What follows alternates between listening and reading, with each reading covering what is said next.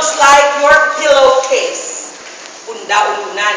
Kung malala galit miss. Okay. So you have to open your mayo table cover. Usually it's folded and prepared ready for use. But you have to understand that you have to serve it right. The edge of your mayo table cover, you have to hold it with your pinky and fourth digit. And then you have to clip it. Several ways actually, but this is the usual that we teach you. And then you have to place it inside the fold and then approach the mayo table. So remember, your foot should be with the foot of the mayo table. Okay. Make sure that the hole is getting inside the table itself.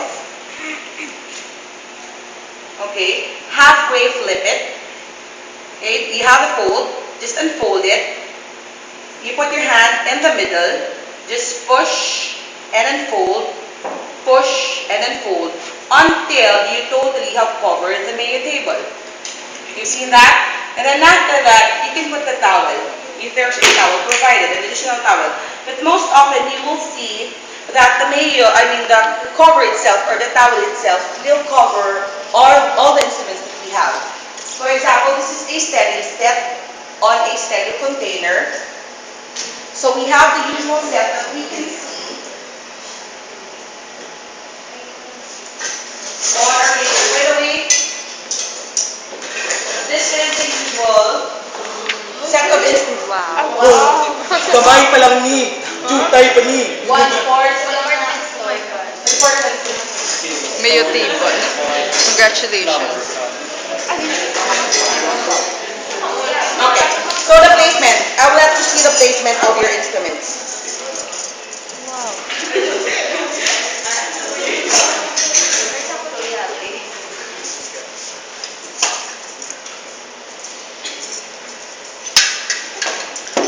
So Ms. Diva later will help me with at least the draping.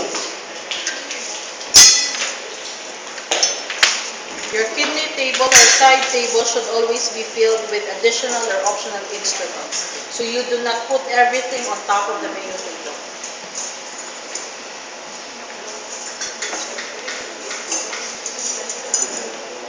I'll just give you the instrument later and then maybe you can let some of your classmates see this so that you can see it actual.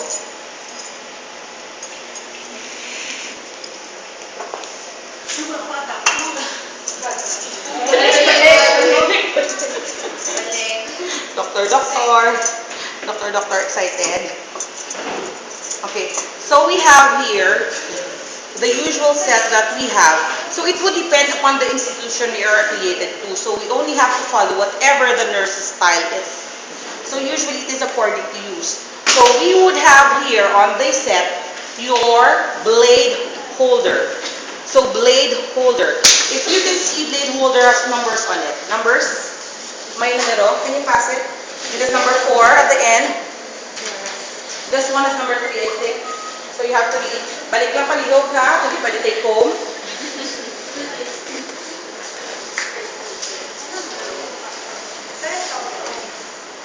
Okay, and then give it back to me if you're done. Okay, I'll teach you later how to do the mounting. Now, you also have the pick-up forceps or the tissue forceps. Listen, can you give it back to me after the blade holder number 4?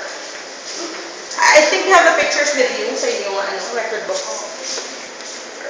Okay. So how do you mount this one? You have the blade holder.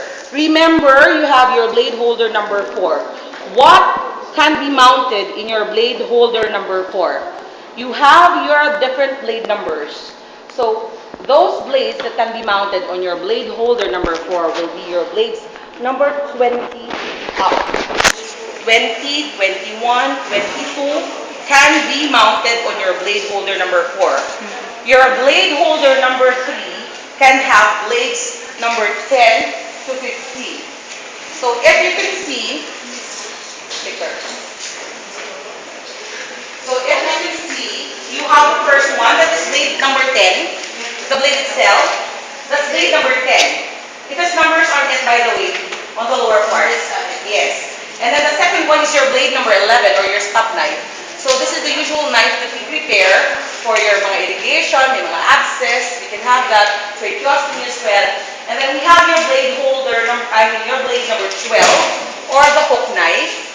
Or the suture removal knife. Okay, in case we have to remove something on the vegetable kit, we can use that. Blade holder blade 12. You have your blade number 15, that on the end it's a little bit smaller. And then you have, of course, your blade 20. So as what we've said, we can mount on your blade holder number 3, your blades number 10, 11, 12, and 15. For your blade holder number 4, we can mount your blade number 20. Okay. So again, tandaan, blade holder number 4, 20, and up. Blade holder number 3, 10, 11, 12, and 15. So you have also an additional blade holder sometimes. We have your blade holder number 7. So ano na siya, miss na kadamo, gidna. Because we can only mount specific blades for specific blade holders. So whatever can be mounted on your blade holder number 3 can also be mounted on your blade holder number 7. Okay? Sige. Now you have to pick up our tissue forceps with teeth for your tough tissues. Without teeth for your soft tissues. So how do we serve this one? You just close the tip and serve the handle. Just like that.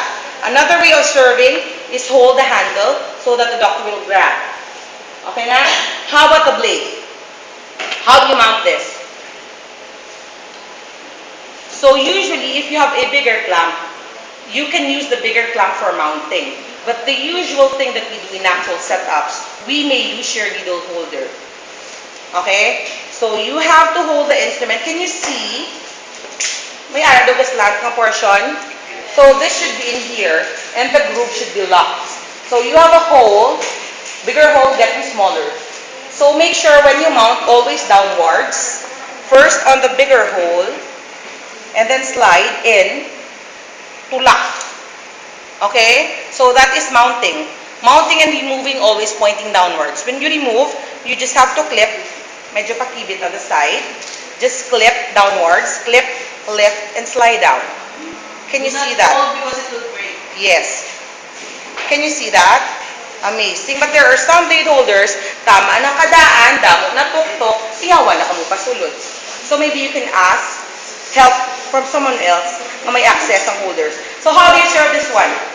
Hold the blade holder, and then if I have my surgeon here, I'm going to serve with the blade down, handle exposed to my surgeon. Okay? You won't serve like this. Amo na. When your doctor grabs, Hilas ka. that would be a very good use for your classmate. That is the gloving injury. Maundan ka mo tudlo, major case na para sa classmate niyo. Wow. What you do is you serve the instrument like this to your surgeon. For goodness sake, don't stab your surgeon. But that is again a good news because pwede na siya exlap. Pwede niyo maasisan. Major na naman. Mama yun, nila ka through and through. Through and through. Okay. So, okay now with the serving of the blade. Now, this will be your best friend. A clamp. Kelly clamp. Curved Kelly. And you also have your straight clamp. Smaller than this, smaller instruments like your Kelly, smaller pasaiya, that is called your mosquito. Another term we use in other hospital like Silay, you can call this as your round nose because rounded ang end niya. So it's still your Kelly clamp though. And your doctor will oftentimes ask from you a clamp. Saldam lang sa mga Kelly. So usually clamp. Kung for yung doctor, stat for hemostat. Or round. Okay? Or rounds maybe. Okay? So you hold here the instrument on this part. You call this part the box lock. Inang hinge that we call on our scissors, you hold your instrument here. Actually, you can hold the instrument a little bit on the tip. But one disadvantage is that it will slip your hand. Mahulugan ka instrument. Okay, so you hold your instrument here on the box lock with a ring handle down. Can you see the ring handle? Yes. Yes. Okay, this one's different. Handle up. This one's ring handle down. Okay, when you serve this instrument, you have to make sure that the instrument is always ready for use. If I have the curve of the clamping instrument in here, I should serve it with a curved palm of my surgeon. So when I give this instrument, I have to make sure it is ready for use. Curve with a palm. for a curved clamping instrument.